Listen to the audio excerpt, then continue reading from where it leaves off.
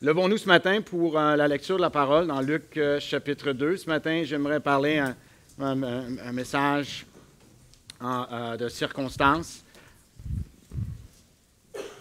On va tourner dans Luc 2 et ce matin, j'aimerais intituler le message « Il est né ». Il est né, puis on va être dans le même thème que la pièce de théâtre, un peu parler de la vraie signification de Noël. Je prendrai une bouteille d'eau si c'est possible. Je regarde sur la table, les verres sont vides. Luc 2, verset 8 jusqu'au verset 14.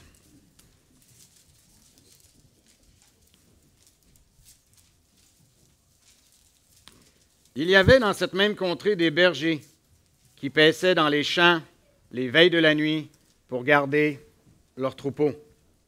Et voici un ange du Seigneur leur apparut, et la gloire du Seigneur resplendit autour d'eux, et ils furent saisis d'une grande frayeur. Mais l'ange leur dit, « Ne craignez point, car je vous annonce une bonne nouvelle, qui sera pour tout le peuple le sujet d'une grande joie. C'est qu'aujourd'hui, dans la ville de David, il vous est né un sauveur, qui est le Christ, le Seigneur. Et voici à quel signe vous le reconnaîtrez. Vous le trouverez dans un grand palais rempli d'or, parmi les rois et les princes, dans une grande chambre couverte d'or et de diamants. Et c'est là que va naître votre... Non, je pense qu'on n'a pas la bonne version. Vous trouverez un enfant emmailloté et couché dans une crèche.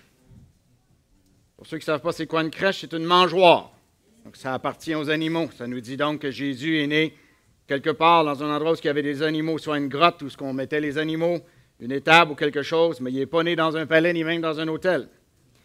Et soudain, il se joignit à l'ange une multitude de l'armée céleste, louant Dieu et disant « Gloire à Dieu dans les lieux très hauts, et paix sur la terre parmi les hommes qui l'agréent. » Amen. Courbons nos têtes. Seigneur Jésus, merci. Merci pour ta présence ce matin. Merci pour ce message qui a été livré dans la simplicité à travers nos enfants, Seigneur. Je te prie, Père, de toucher nos cœurs ce matin, de prendre ta parole et qu'elle puisse se déposer aussi dans nos cœurs.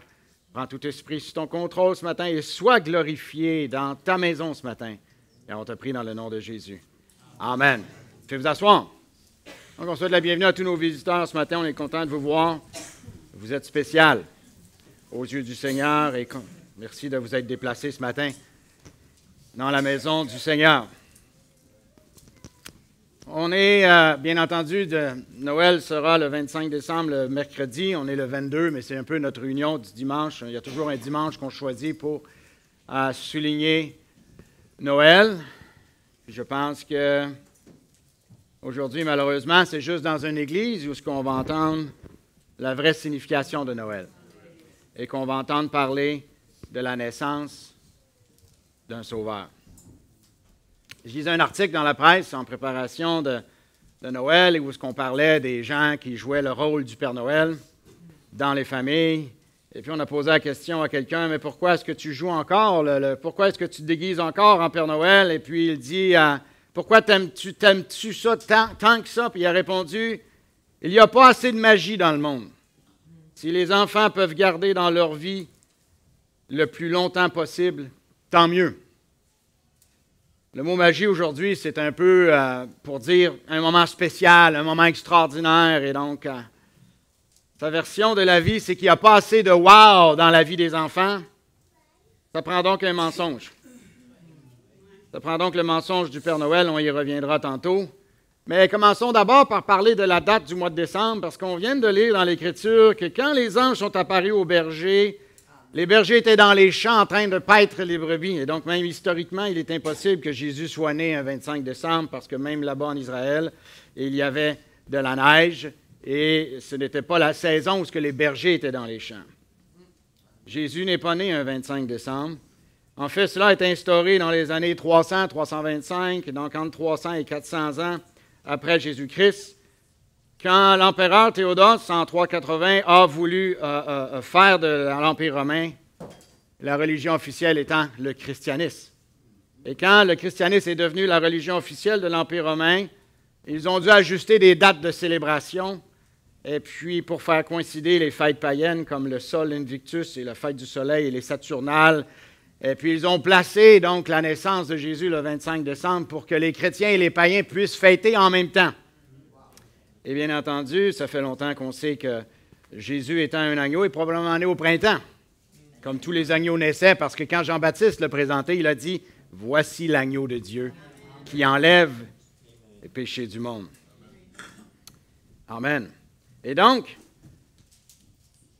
il reste que, même si on n'a pas la bonne date, c'est quand même supposé d'être Noël.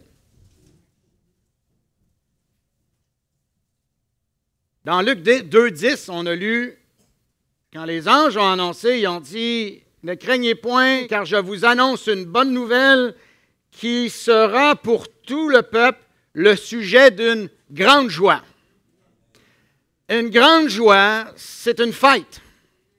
Donc, quand on dit « joyeuse fête », eh bien, le mot « grande joie », là, c'est un jour de réjouissance. Et donc, oui, Noël devrait être pour nous un sujet d'une grande joie. En fait, le mot « fête » vient du mot « festa » qui signifie « jour de repos »,« jour de réjouissance ». Ce terme est dérivé de « festus » qui veut dire « joyeux, solennel ».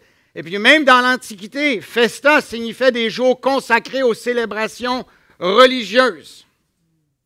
Et donc, oui, c'est une fête, parce que les anges ont dit que cette naissance sera le sujet d'une grande joie, d'une grande fête.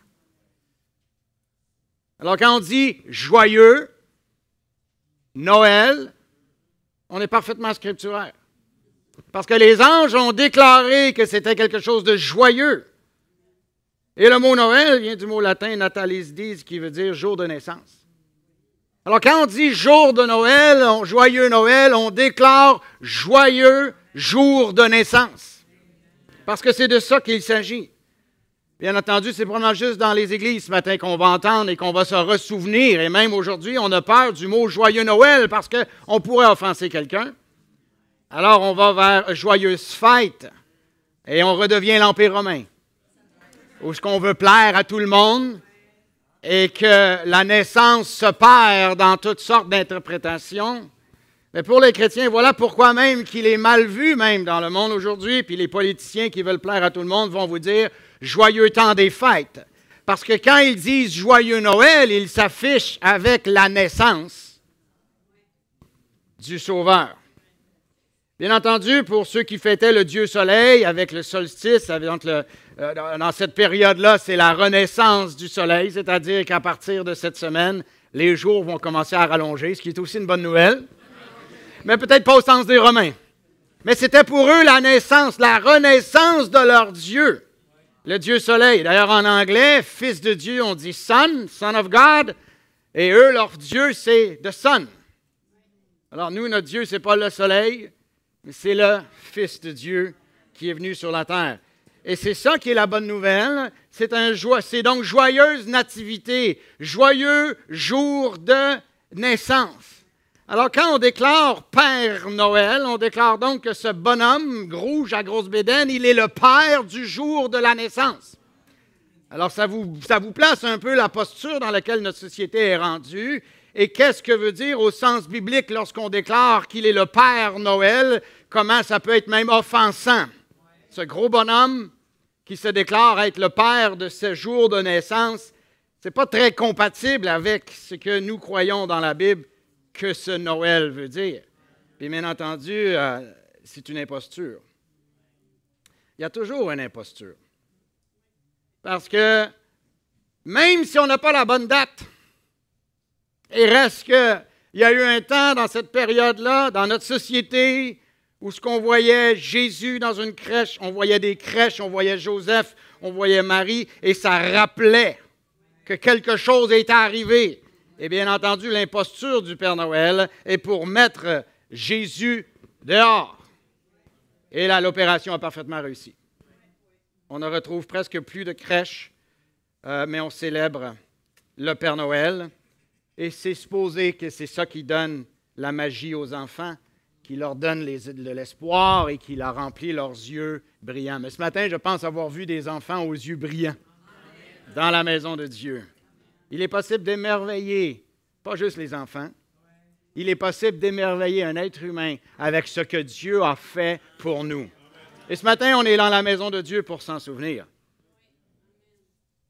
Parce que c'est un jour de fête. Le jour de sa naissance est un jour de fête. C'est une naissance qu'on veut célébrer.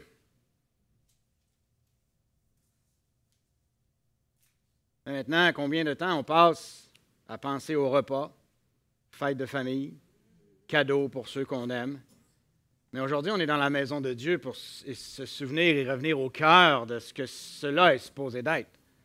Parce que parfois, bien que le Père Noël n'ait pas venu enlever la signification pour nous, parfois les traditions, la pression de faire comme les autres, la routine, la tradition s'installe. Il n'y a rien de mal à se rassembler en famille, il n'y a rien de mal à se faire des cadeaux, il n'y a rien de mal à avoir des repas. Mais si tout ça vient remplacer la signification de qu'est-ce que c'était supposé d'être au départ, et on est dans la maison de Dieu, face à la parole de Dieu, dans la présence de Dieu, pour se souvenir. Nous ne sommes pas des païens. Nous devons savoir la racine des choses que l'on fait. Ce que j'aime aussi, c'est que jour de célébration, mais aussi jour de repos. Ça peut être le temps de s'arrêter un peu. Mais pourquoi cette naissance? C'est bien correct, là, il est né il y a 2000 ans, mais ça change quoi à ma vie, moi? Eh bien, c'est ça qui est si grand, puis qui devrait... Parce que ça donne quoi de se réjouir que Jésus serait né il y a 2000 ans si ça ne change rien à ma vie? C'est un sujet de joie juste parce qu'un matin, le pasteur a dit qu'il fallait être content, fait qu'on va être content. Mais cette joie-là est juste comme par rapport à une référence de quelque chose, mais il y a un message plus grand parce que cette naissance-là est en vue de quelque chose. Et c'est ça qui nous réjouit vraiment. Parce que cette naissance est arrivée pour que nous puissions aussi naître de nouveau. C'est l'opportunité de repartir à zéro. Bien entendu, ce matin, je m'adresse à des gens qui ont eu cette naissance. Alors, la naissance qu'on célèbre ce matin devrait immédiatement vous ramener à votre naissance à vous, parce qu'il est né, vous pouvez naître aussi. Jésus nous a dit dans Jean 3, lorsqu'il parlait à Nicodème, il dit, en vérité, je te le dis, si un homme ne naît pas de nouveau, il ne peut voir le royaume de Dieu. Nicodème lui dit, comme peut-être quelqu'un ce matin fait comme naître de nouveau. Une minute là. Nicodème, c'est exactement sa réaction. Là. C'est comme, t'en vas avec ça. Là. Comment un homme peut-il naître quand il est vieux? Là, on parle d'un docteur de la loi. On parle de quelqu'un qui a passé sa vie avec le nez dans les rouleaux à étudier la parole de Dieu. Jésus arrive avec la parole de Dieu ouverte et révélée. Ils viennent de perdre un chef religieux. Peut-il rentrer dans le sein de sa mère et naître? Et Jésus répondit, en vérité, je te le dis, si un homme ne naît d'eau et d'esprit, il ne peut entrer dans le royaume de Dieu. Ce qui est né de la chair est chair. Vous êtes né de votre mère, de l'union de votre mère et de votre père, ça c'est chair. Mais ce qui est né de l'esprit est esprit. Ne t'étonne pas que je t'ai dit qu'il faut que vous naissiez de nouveau. Et pour comprendre l'importance de la nouvelle naissance, il faut comprendre la chute de l'humanité. Adam et Ève, au départ, quand Dieu a commencé la création, Adam et Ève n'avaient pas besoin de naître de nouveau parce qu'ils étaient déjà nés de la bonne façon. Comment est-ce que Adam est venu au monde? Il est venu au monde parce que Dieu a prononcé la parole afin qu'Adam soit. Et c'est ça la vie éternelle, c'est de naître de la parole de Dieu. Et ça a toujours été la volonté de Dieu que l'on naisse de la parole de Dieu. Mais dans le jardin,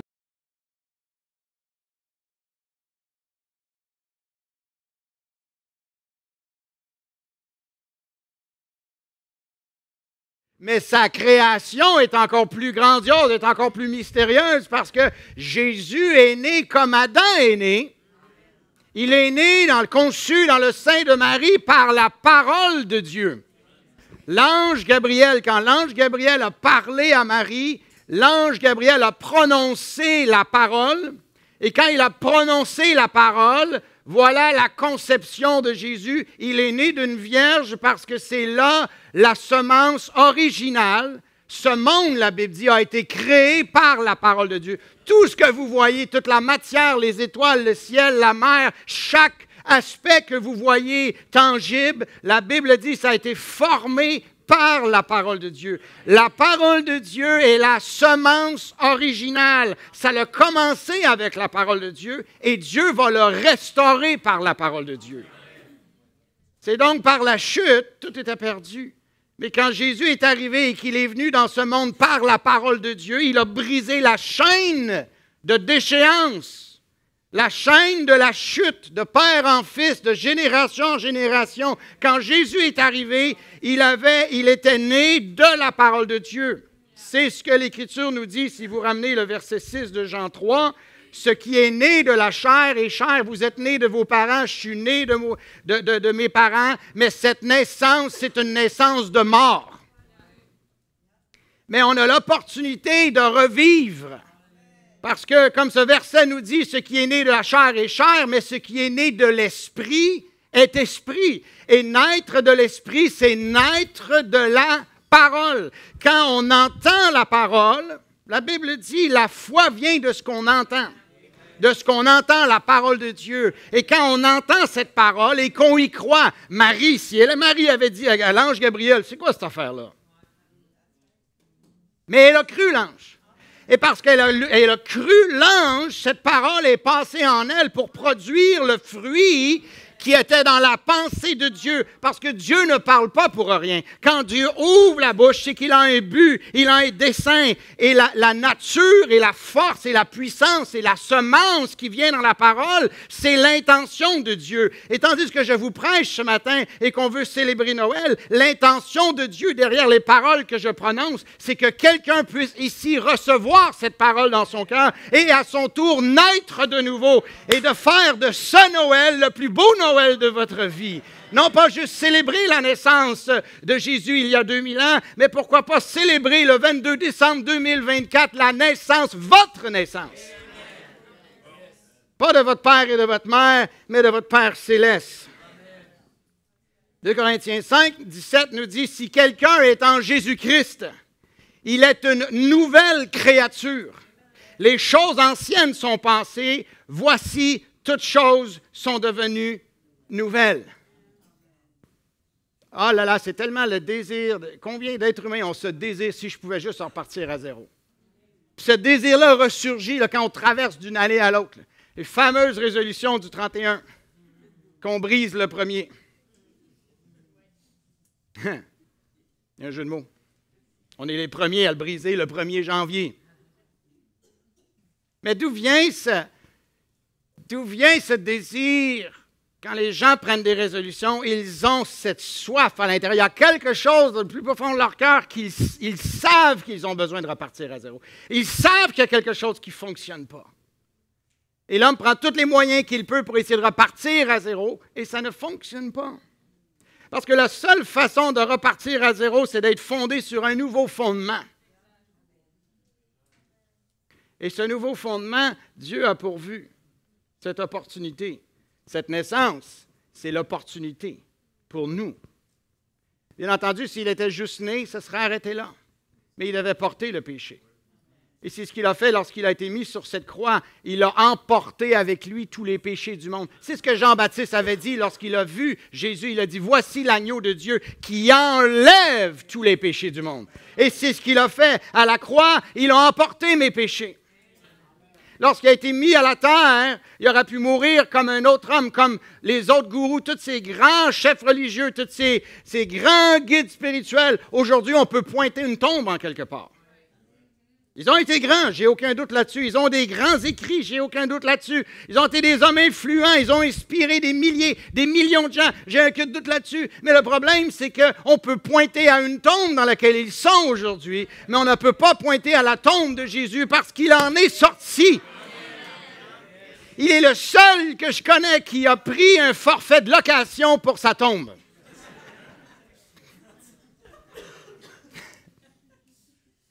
en langage moderne. Quand il a signé son bail, il a dit 3 jours, c'est correct. Ah oui, 3 jours.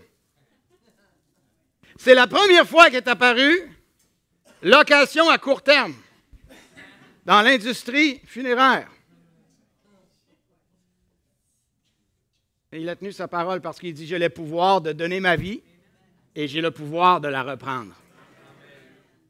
Et en prenant le péché et en mourant, il règle la question du péché. Mais en revenant à la vie, il a enlevé le pouvoir de la mort. Il a enlevé le pouvoir du péché, afin que quiconque croit en lui peut être libéré de ses péchés, que les mauvais désirs soient consumés et d'avoir véritablement un nouveau départ. Amen. Mais pour ça, il faut comprendre la chute. Combien de phrases qu'on entend en ce moment? Ça va-tu mal dans le monde? À ça, on dit Amen. Non, mais ça se peut-tu? Non, mais ça se peut pas. Il y a ci, il y a ça. Il ne faut plus juste être chrétien aujourd'hui pour voir que ça va mal dans le monde. On rencontre le citoyen quotidien aujourd'hui qui se plaint de tout. Il n'y a rien qui marche de correct. Et puis, on en arrive dans un temps où les gens ne croient plus en rien. Ils voient des complots partout, puis oui, il y a des complots à bien des places, effectivement. Mais le problème, c'est quand on voit un complot en Jésus, ça devient un problème parce que là, on enlève la seule opportunité qu'on a, véritablement. Pas juste de s'en sortir de ce côté-ci de la vie, mais de s'en sortir de l'autre côté.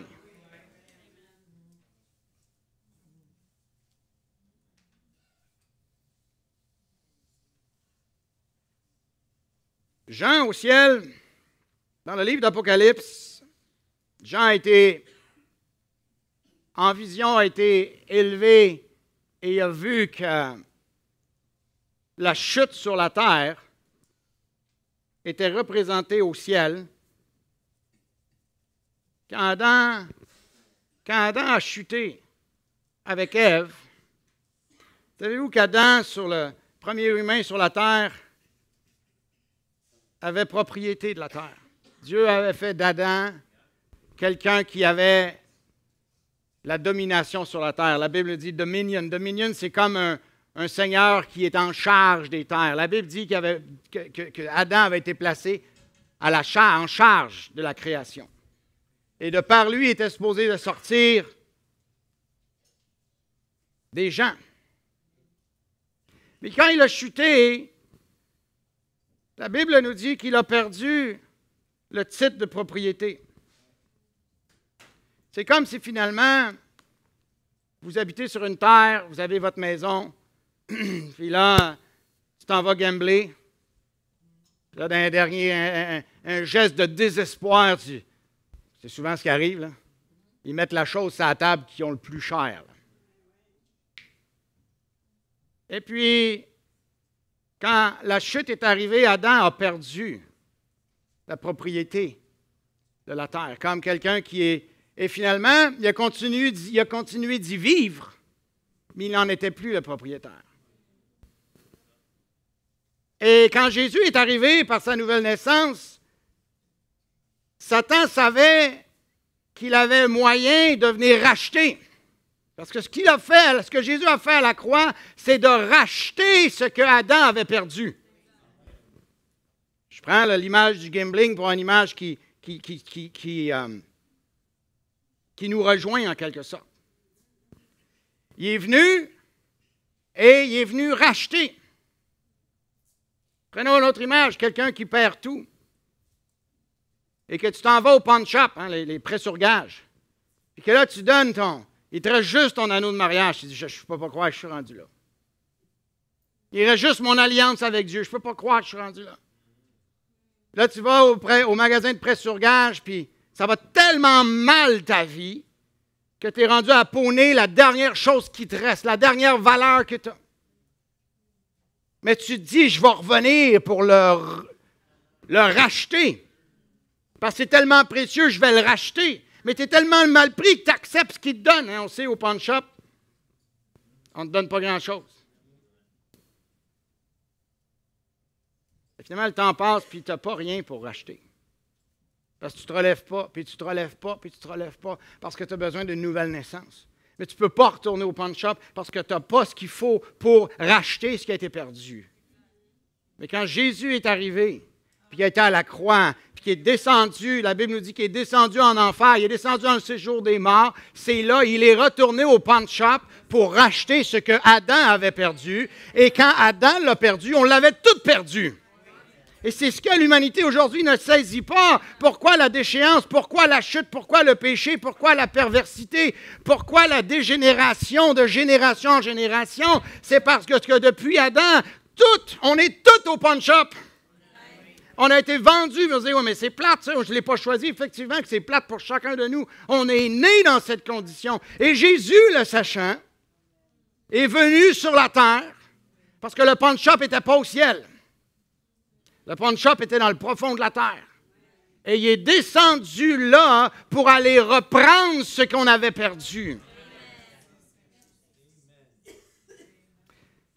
Mais cette discussion-là a eu lieu au ciel. Parce que quand Jean est monté au ciel, vous pouvez mettre ça à l'écran, Apocalypse 5, verset 1, « Puis je vis dans la main droite de celui qui est assis sur le trône un livre écrit en dedans et en dehors, scellé de 7 sceaux. Et je vis un ange puissant qui criait d'une voix forte, « Qui est digne d'ouvrir le livre et d'en rompre les sceaux? » Et pour qu'on comprenne, ce livre qui était là, c'est en quelque sorte l'acte notarié. C'est comme en quelque sorte que vous avez prôné, vous avez dû céder les droits, puis vous avez dû donner l'acte notarié de la terre sur lequel tu vivais. Et pour récupérer l'acte notarié, il fallait que tu rachètes la terre. Mais tu n'avais pas l'argent. Et c'est ce que ce livre dans le ciel était. C'était l'acte notarié de cette terre afin et de la vie éternelle et de toutes les richesses que Dieu voulait donner à l'homme mais qui avaient été perdues. Et maintenant, ce livre-là était scellé de 7 sceaux. Mais les sceaux devaient être brisés, ce livre devait être ouvert. Et pour que vous saisiez l'image, ce livre-là, symboliquement, c'est le livre de la rédemption. C'est le livre du rachat dans lequel est écrit tous les noms des gens qui étaient destinés à la vie éternelle, mais qui avaient été perdus. Et donc, quand Jésus est mort, il est ressuscité, il est monté. C'est cette discussion-là qu'il y a eu au ciel, parce que ça a été demandé qui est digne d'ouvrir ce livre. Et ce livre, c'est aussi la Bible. Parce que pendant des âges, cette Bible était ouverte, mais son sens était fermé, emprisonné dans les dogmes de l'Église, à servir une prêtrise dans des rituels sans valeur, avec des credos et des règlements humains. Pourquoi? Parce que le livre était fermé, mais Dieu avait promis qu'au temps de la fin, ce livre serait révélé, que ce livre serait ouvert. Et cette discussion-là a eu lieu au ciel, et l'ange puissant a posé la question, mais qui est digne d'ouvrir ce livre? Qui est digne d'ouvrir ce livre afin que les sceaux soient brisés et que vous puissiez ouvrir ce livre et voir votre nom? Comment Pierre a-t-il su? Il a dit, tu es le Christ, le Fils du Dieu vivant. Il l'a su. Et Jésus a dit, c'est pas la chair et le sang qui t'ont révélé ça, mais c'est mon Père qui est dans les cieux qui t'a révélé qui j'étais. Et ce matin, Dieu veut nous révéler ce qu'il est pour nous. Alléluia. Et donc, verset 3, « Et personne dans le ciel, ni sur la terre, ni sous la terre, ne put ouvrir le livre, ni le regarder. » Voilà pourquoi Nicodème, quand Jésus révèle à Nicodème les mystères du livre, il ne comprend rien, parce que le livre est fermé. Est-ce que ça se peut que d'avoir une Bible dans nos mains, de lire des faits historiques, Paul a fait ce voyage-là, Jérémie était là en telle année, tout ça, puis d'avoir un regard historique, ça c'est lire un livre fermé. Mais quand on a un livre ouvert, ce n'est pas les années, l'histoire qui nous intéresse, mais c'est de reconnaître Christ et la rédemption, parce que toute cette histoire, tout ce qu'il y a dans ce livre, c'était qu'afin que nous retrouvions la vie et la communion avec Dieu. Et pas un livre de règlement, un livre de rituel, un livre de « fais pas ceci, fais pas cela ». Ce livre veut nous connecter dans une communion avec Jésus-Christ afin qu'on puisse manger de cet arbre et vivre éternellement. Amen. Et donc, il regarde dans le ciel, la terre, sous la terre, personne n'est digne d'ouvrir le livre, ni même de le regarder. Et là, Jean, au verset 4, « Et je pleurai beaucoup. » Parce que si personne ne peut ouvrir ce livre, si personne ne peut réouvrir l'acte notarié qui a été scellé on ne peut pas rentrer dans notre possession. On ne peut pas avoir la vie éternelle. On ne peut pas avoir cette terre. Jésus a dit, bienheureux vous, car vous allez hériter la terre. La terre est un héritage pour les enfants de Dieu. J'aurais pleuré beaucoup parce qu'il n'y avait personne qui a été trouvé digne d'ouvrir le livre, ni même de le regarder. Et l'un des vieillards me dit, ne pleure point. C'est aussi ça la bonne nouvelle ce matin.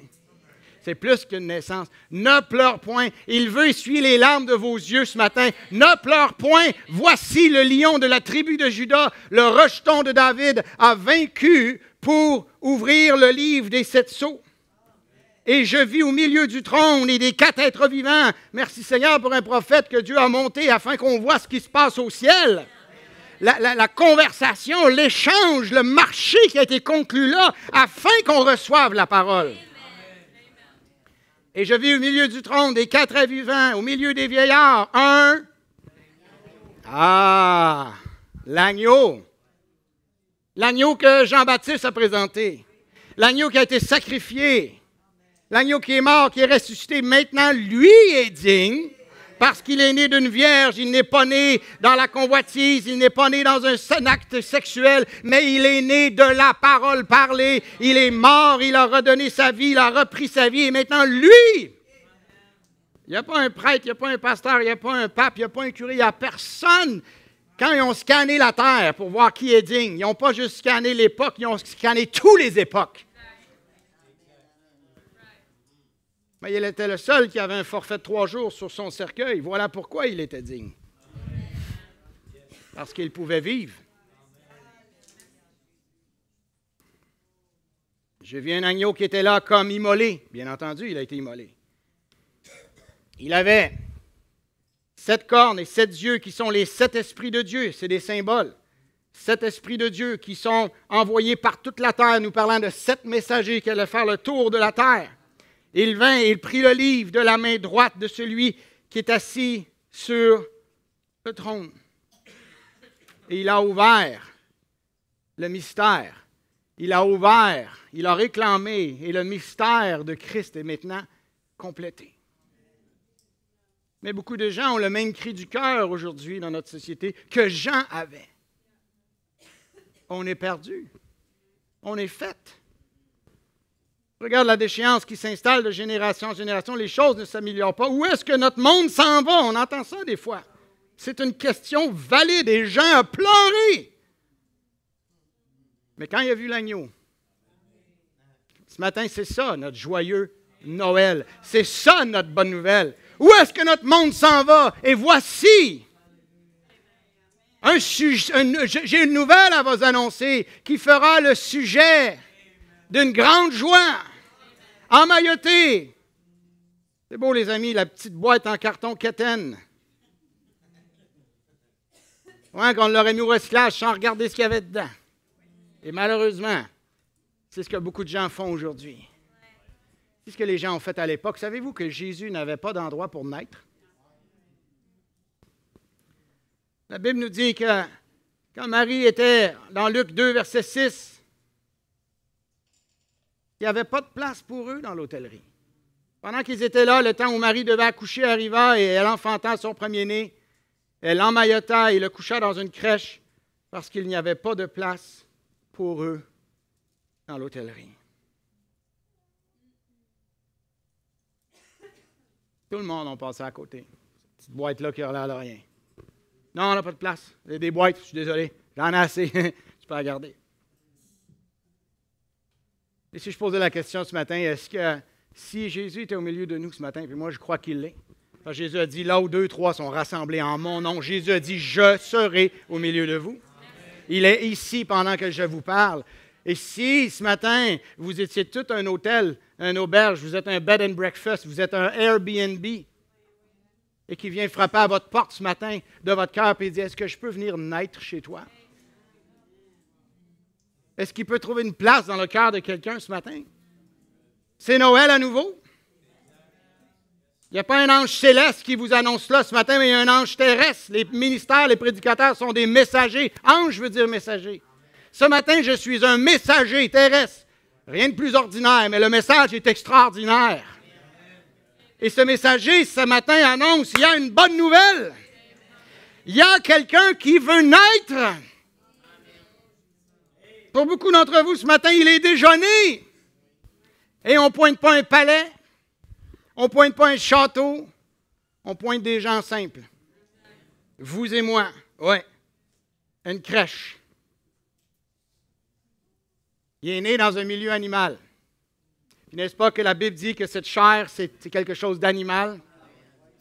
Mais quand Jésus met les pieds à quelque part, il transforme la place. Il est possible de repartir à zéro.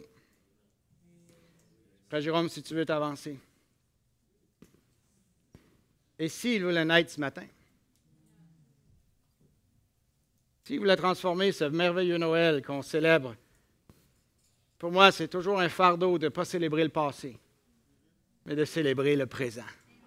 Parce qu'il est le « je suis ». On peut regarder il y a 2000 ans, penser à une crèche, c'est merveilleux. Pensons à la crèche, mais voyageons dans le temps parce qu'il n'était pas reconnu à l'époque. C'est possible qu'il ne soit pas reconnu ce matin. Mais il est au milieu de nous et il veut toucher nos cœurs. Oublions pendant quelques instants les cadeaux, les repas, les réunions de famille, le rush qui s'en vient avec tout ce qui s'en vient. Ce n'est pas à propos de ça. C'est à propos de lui et de vous. C'est ta parole Ness 730. Courbons nos têtes. Jésus nous dit dans Luc 18, « Je vous le dis, quand le Fils de l'homme viendra, trouvera-t-il la foi sur la terre? » Quand Jésus va descendre à Warden, un 22 décembre 2024, trouvera-t-il la foi? Quand l'ange Gabriel est descendu vers Marie avec un message puissant, elle l'a reçu, elle l'a accueilli dans son cœur. Elle n'a pas dit, c'est quoi cette affaire-là? Dans quoi tu veux m'embarquer? Mais elle a dit qu'il en soit fait selon ta volonté. Et ce matin, ce n'est pas l'ange Gabriel qui est devant vous, mais il y a un messager de la part de Dieu qui vous dit qu'il veut, comme la parole est entrée dans le sein de Marie et ça a produit une naissance. Jésus veut rentrer dans le sein de notre cœur et produire une naissance. Je me demande lequel qui est le plus invraisemblable, vraiment. Qu'est-ce que Marie a accepté puis qu'elle a produit ou que nous puissions naître de nouveau par la parole parlée. Une femme simple, dans une ville appelée Nazareth. Nazareth, c'était tellement rien là, que quand on disait Jésus vient de Nazareth, on dit oublie ça, oublie le projet, on n'a pas besoin de parler de Jésus. Il est né à Nazareth. Ça termine la conversation. C'était ça, Nazareth. C'était tellement une ville de mauvaise réputation. Mais Dieu fait exprès pour choisir les choses simples. Il a choisi des parents, ceux qui lui ont servi de parents. Il les a choisis de la pire ville. Tellement mauvaise réputation, quand tu disais le Messie est venu de Nazareth, ça fermait la discussion. Puis il a choisi de venir dans une étable. Ça veut dire qu'il n'y a aucun d'entre nous ce matin qui peut dire « Je ne suis pas digne de recevoir le Seigneur. J'ai tellement mal agi, j'ai tellement scrappé ma vie. » Eh bien, c'est pour ça que Jésus veut aller dans ton pawn shop et racheter ce que tu as perdu. Il te le redonner. «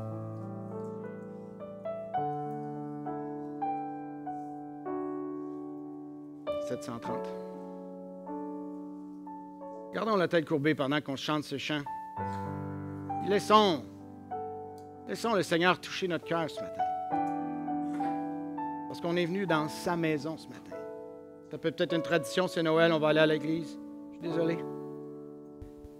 Jésus est trop vivant pour venir dans sa maison et espérer célébrer quelque chose de vide, creux et sans sens. Il est ici ce matin.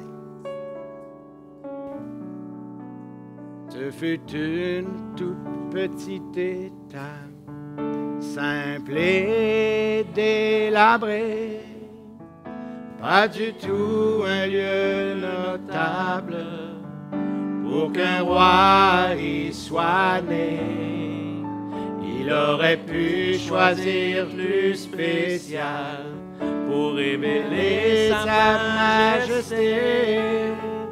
Or je sais quelle part tu lui donnais pour qu'il vienne être en moi. Que ta parole naisse dans la mangeoire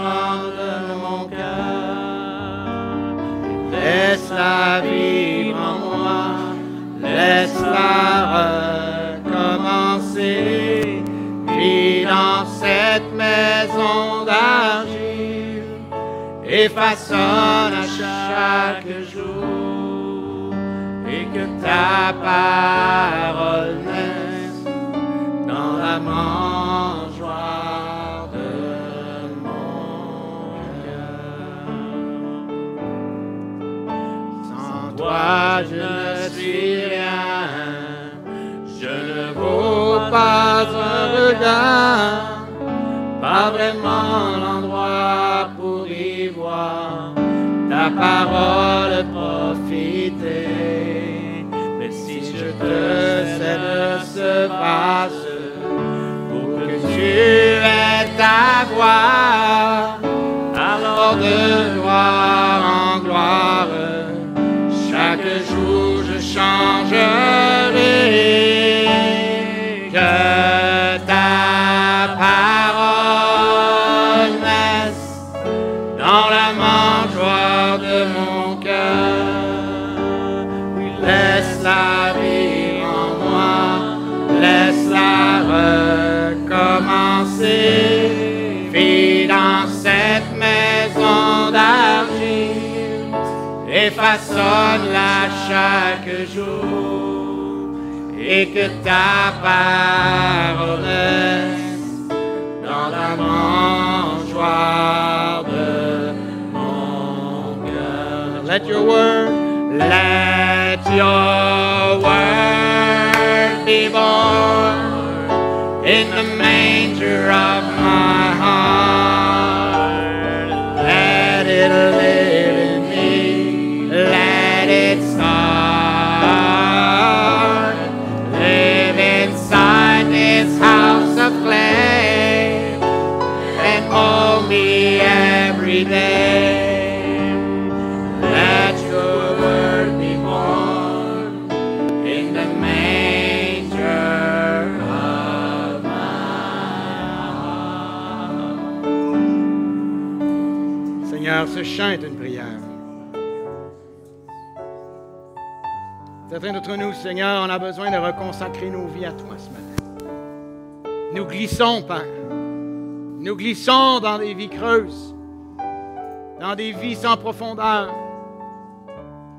Mais saisissons, Seigneur, cette opportunité ce matin pour se rebrancher avec toi.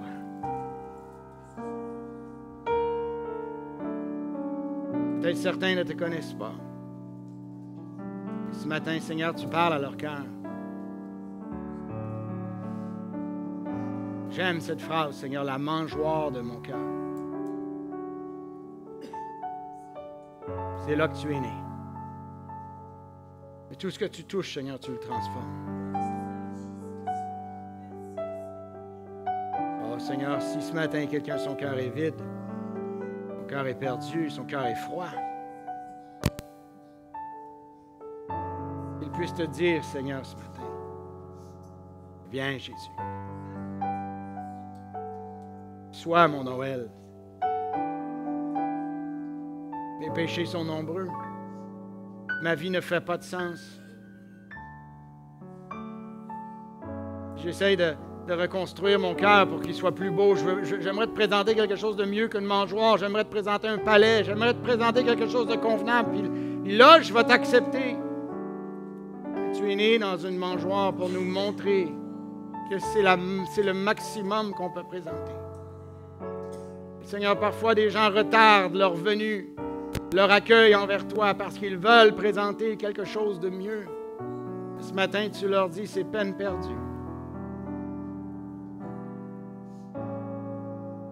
Seigneur, viens dans la mangeoire de mon cœur. Peux-tu transformer ce lieu? Peux-tu faire de moi une nouvelle créature? J'ai entendu ta parole ce matin. Mon cœur a été touché. Voici ma prière. Pardonne mes péchés. Viens dans mon cœur. Comme Marie, elle a dit qu'il en soit fait selon ta volonté. Seigneur, ce matin, je déclare qu'il en soit fait selon ta volonté. J'ai dirigé ma vie, j'ai fait de mon mieux. Je tourne en rond, je n'y arrive pas, je reviens toujours à la case départ. Pourquoi je ne te donnerai pas une chance, Seigneur? Je ne te donnerai pas ma vie. Viens. Seigneur, si quelqu'un a fait cette prière ce matin, entends son cri. Entends-le dans le secret de son cœur.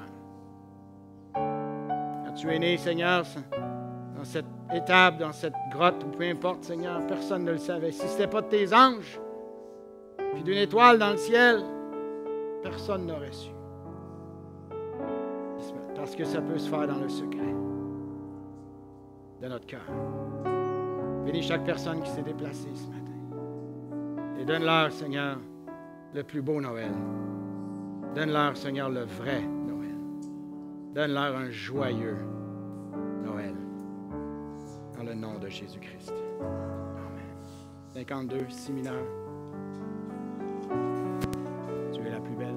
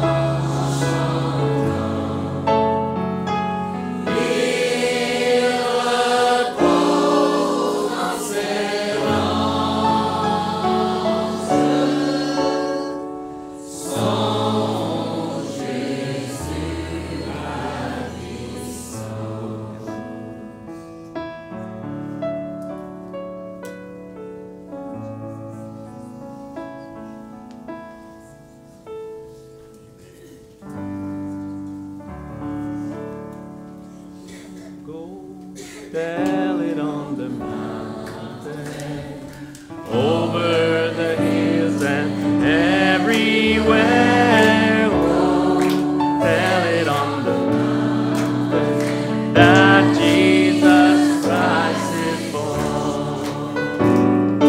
Oh, tell it on the mountain, over the hills and everywhere. Oh, tell it on the mountain that Jesus Christ is born. Go, tell it on the mountain, over the hills and everywhere. Come, let us adore Him. The mountain that Jesus Christ is born. That Jesus Christ is born. Oh, come, let us adore. Oh, come, let us adore Him. Oh, come, let us adore Him.